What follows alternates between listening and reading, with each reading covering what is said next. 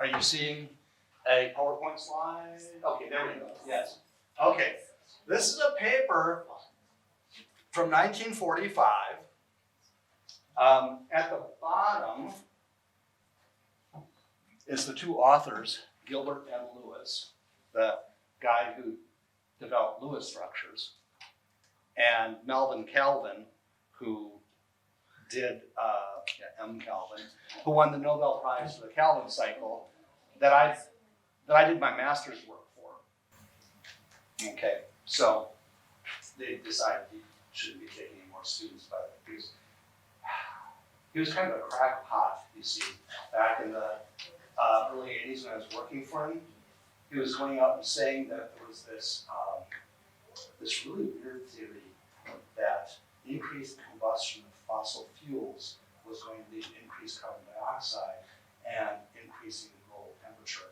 And that was just crazy because we all know that carbon dioxide isn't a pollutant. Anyway, so here's my little thing.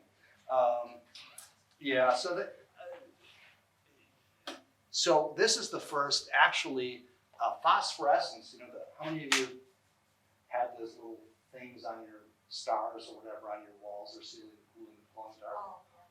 So glow in the dark stars? Okay. Glow in the dark stars, those are, it's called phosphorescence. Phosphorescence is a relaxation from a triplet state back to the ground state. And so now this is not, I'm not sharing the screen, right? But you're all here, so it's okay. That's phosphorescence. What this paper was showing that phosphorescence actually was paramagnetic. Phosphorescent state was paramagnetic, that the phosphorescent state had unpaired electrons. The story is, I'll take only a couple more minutes. At this point, Lewis was old and crusty, and Calvin was a new assistant professor dude. They built you talk about buoy balances in your gag. If you put a substance in with a balance in a magnetic field, and now if it's paramagnetic, it's repelled from the field, and so you see a change in the mass, apparent mass.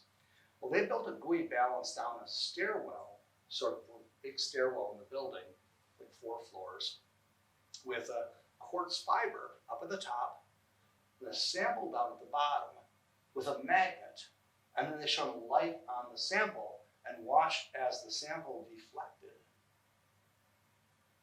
So it said that, oh, the sample's paramagnetic. The story is that Calvin told it that he spent a week while Lewis sat in his chair with a cigar in one hand and a quartz rod in the other in a acetylene torch. And when he thought it was soft enough, he'd tell Calvin to take it and run down the hall with it to draw out into a fiber.